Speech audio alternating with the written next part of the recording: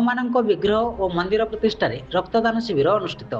ଅନୁଗୁଳ ଜିଲ୍ଲା କିଶନନଗର ବ୍ଲକ ଅନ୍ତର୍ଗତ ବୈଶାଣା ଗ୍ରାମର ହନୁମାନଙ୍କ ବିଗ୍ରହ ଓ ମନ୍ଦିର ପ୍ରତିଷ୍ଠାରେ ରକ୍ତଦାନ ଶିବିର ଆୟୋଜନ କରାଯାଇଥିଲା। ଏହି କାର୍ଯ୍ୟକ୍ରମରେ ମୁଖ୍ୟ ଅତିଥି ଭାବେ ରାଜ୍ୟ ସାଧାରଣ ସମ୍ପାଦକ ସୀମାଞ୍ଚଳ ଖଟାଇ, ସମ୍ମାନିତ ଅତିଥି ଭାବେ ଜିଲ୍ଲା ସଭାପତି ଯଯାତି ପଟ୍ଟନାୟକ, ପୂର୍ବତନ ଜିଲ୍ଲା ସଭାପତି ଦିଲେଶ୍ୱର ପ୍ରଧାନ, ମଣ୍ଡଳ ସଭାପତି ହେମନ୍ତ ବିଶ୍ୱାଳ, ପୂର୍ବତନ ମଣ୍ଡଳ ସଭାପତି ବାନମ୍ବର ପ୍ରଧାନ, ସମ୍ବଲପୁର ସାଂସଦିକ ପ୍ରତିନିଧି ସରୋଜ କୁମାର ସାହୁ ପ୍ରମୁଖ ଉପସ୍ଥିତ ରହିଥିବା ବେଳେ ବଇଣ୍ଡା ମଣ୍ଡଳ ପକ୍ଷରୁ ବହୁ କାର୍ଯ୍ୟକର୍ତ୍ତା ଯୋଗ ଦେଇଥିଲେ। ଅନୁଗୁଳ ଜିଲ୍ଲା ମୁଖ୍ୟ ଚିକିତ୍ସାଳୟର ଡାକ୍ତର ଓ ଅନ୍ୟ ଷ୍ଟାଫ୍ ମାନେ ଆସି ରକ୍ତ ସଂଗ୍ରହ କରିଥିବା ବେଳେ 36 ୟୁନିଟ୍ ରକ୍ତ ସଂଗ୍ରହ ହୋଇଥିଲା।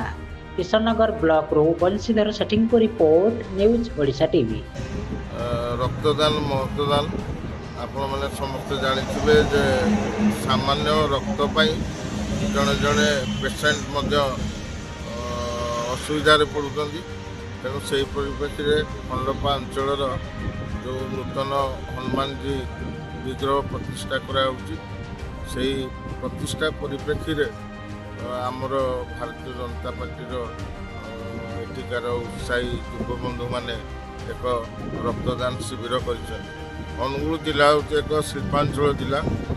ଅନୁଗୁଳ ମେଡ଼ିକାଲରେ ରକ୍ତର ଅଭାବ ରହିଛି ଏବଂ ସେଥିପାଇଁ ଖରାଦିନ ବି ଆସିଲା। ଖରାଦିନ ପୂର୍ବରୁ ଏମାନେ ଚିନ୍ତା କରିଛନ୍ତି ଯେ ଏଠି ଏକ ରକ୍ତଦାନ ଶିବିର ଆୟୋଜନ କରିବେ ଏବଂ ସେମାନଙ୍କ ସହିତ ମୁଁ କଥା ହେଉଥିଲି ଯେ ସେମାନେ କହିଲେ ଯାହା ସବୁ ସୋସିଆଲ ପ୍ରୋଗ୍ରାମ୍ ହେବ, ମନ୍ଦିର ପ୍ରତିଷ୍ଠା ହେଉ, ବ୍ରତଘର ହେଉ ଏବଂ ଆପଣଙ୍କର ଅଲଗା ସାମାଜିକ ପ୍ରୋଗ୍ରାମ୍ ହେଉ, ସେହି ପରିପ୍ରେକ୍ଷୀରେ ଗୋଟିଏ ଜାଗାରେ ରକ୍ତଦାନ ଶିବିରର ଆୟୋଜନ କରିବେ।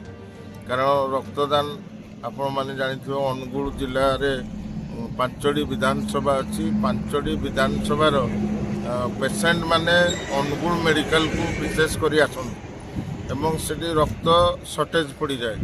ତେଣୁ ମୁଁ ସେମାନଙ୍କୁ ଧନ୍ୟବାଦ ଦେବି, ସାଧୁବାଦ ଦେବି। ଏଭଳି ଏକ ଚିନ୍ତାଧାରାରେ ସେମାନେ ଆଜି 100 ଟାର୍ଗେଟ ରଖିଛନ୍ତି ରକ୍ତ ଦାନ କରିବା ପାଇଁ ଏବଂ ସେଥିପାଇଁ ସେମାନେ ଏଠି ପ୍ରସ୍ତୁତ ରହିଛନ୍ତି ଏବଂ ଆମେ ଆସିଥିଲୁ ଏହି ରକ୍ତଦାନ ଶିବିରକୁ। ସେମାନଙ୍କୁ ମୁଁ ଆଉ ଥରେ ଯେଉଁମାନେ ଆୟୋଜନ କରିଛନ୍ତି ତାଙ୍କୁ ଧନ୍ୟବାଦ ଦେବି। ବହୁତ ଦିନର କଥା, 2003 ମସିହାର କଥା କହୁଛି। ଥରେ ମୁଁ ଛୋଟ ଝିଅଟାକୁ ନେଇକି ଯାଇଥିଲି ମେଡ଼ିକାଲ।